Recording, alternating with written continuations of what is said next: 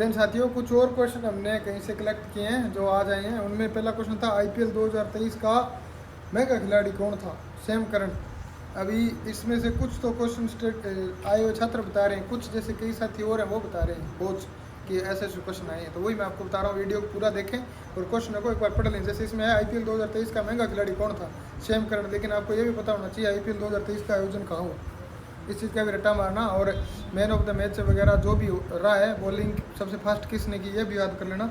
अगला है देवेंद्र झांझड़िया का संबंध किस खेल से है? भाला फेंक से है। तो आप इसको याद करना, जेवलिन थ्रो से है या डिस्कस थ्रो से है या किस से है देवेंद्र झांझड़िया। और एक आप नीरज चोपड़ा को याद करना, नीरज चोपड़ा ने अपना स्वर्ण पदक जीता था ओलंपिक में, वो कब जीता था, या ओलंपिक पिछला कब हुआ है, आगे वाला कहाँ होगा, किस जगह होगा, या एक आधा स्टेडियम जो फेमस है उसका नाम याद होना चाहिए। शिवाजी स्टेडियम कहाँ है, फिरोज शाह कोटला स्टेडियम कहाँ है। तो ऐसे करके आगे वाला क्वेश्चन है अंसी राष्ट्रीय उद्यान कहाँ है? ये कर्नाटक में है।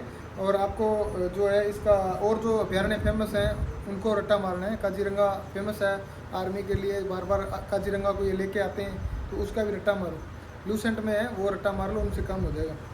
शिकागो किस झील के पास है? मिशिगन झील के पास है शिकागो। जो और पेरिस किस नदी के किनारे है या झील के पास है? ये सब चीज़ें आपको देखनी है।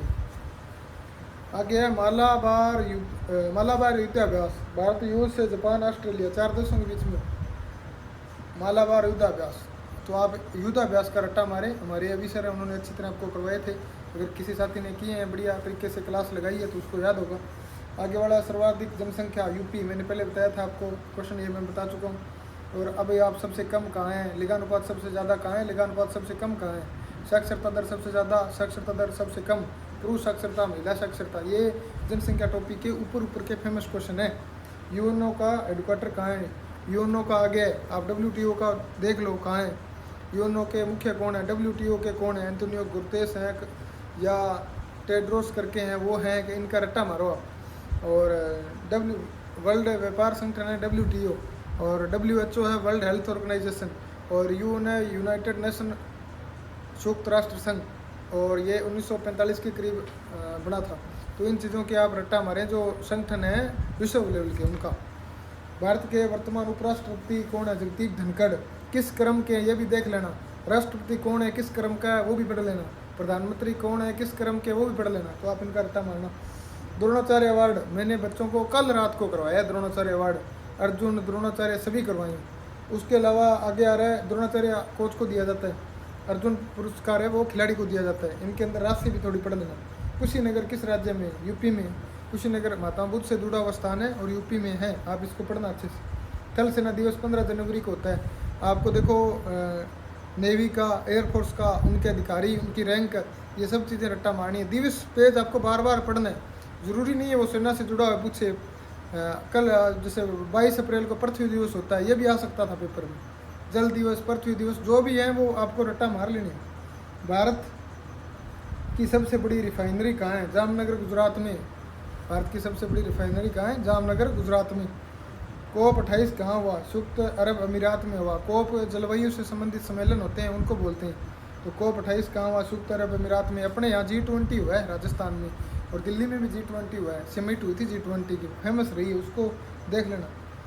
कच्छ महोत्सव गुजरात में, मैंने अभी थोड़ी देर पहले अगले वीडियो में बोला था, जो पहले शिफ्ट का पेपर आते ही बनाया था उसमें, कि कच्छ का रण है वो गुजरात में। तो कच्छ महोत्सव कहाँ होगा? गुजरात में। गोवा का राज्यपाल श्रीधरन पिल्लई, राज्यपाल आ रहा है बार बार पेपर में, राज्यपाल का पढ़ लो, रट्टा मारो। आगरा शहर यमुना नदी के किनारे है, तो और भी आप पूछ ले सकते हैं दिल्ली किस नदी के किनारे है, या जो नदियों किनारे बसे नगर है उनका रट्टा मार लो आप। वर्तमान में सहकारिता मंत्री अमित शाह है। वर्तमान में सहकारिता मंत्री कौन है? अमित शाह। झारखंड के मुख्यमंत्री चपई सोरेन, झारखंड के मुख्यमंत्री चपई सोरेन। झारखंड की राजधानी या वहाँ से जुड़े हुए जो है धनबाद है, और है शहर है जो फेमस, वो भी आप पढ़ लो। G20 2023 कहाँ हुआ? दिल्ली। 101 देश, ये मैंने पहले बोल दिया, क्वेश्चन अभी देखा मैंने। हरियाणा के सीएम नायब सिंह सैनी, हरियाणा के पूछ लिया। पंजाब के पूछ सकता है कल। पाकिस्तान के राष्ट्रपति आसफ अली जरदारी। एक आया था पाकिस्तान को स्वतंत्रता कब मिली, ये भी कई पेपरों में क्वेश्चन आया था आज की। तो ये भी पता ही है आपको कि दोनों देश एक साथ, वो 14 अगस्त को हुआ था और इंडिया 15 अगस्त को। और कुछ साइंस के क्वेश्चन और पता चले। शरीर की सबसे मजबूत मांसपेशी जबड़े की हड्डी होती है, जिसे मेसेटर भी कहते हैं। कान की सबसे छोटी आसक्ति आई नहीं है, आ सकती है, स्टेपीज होती है।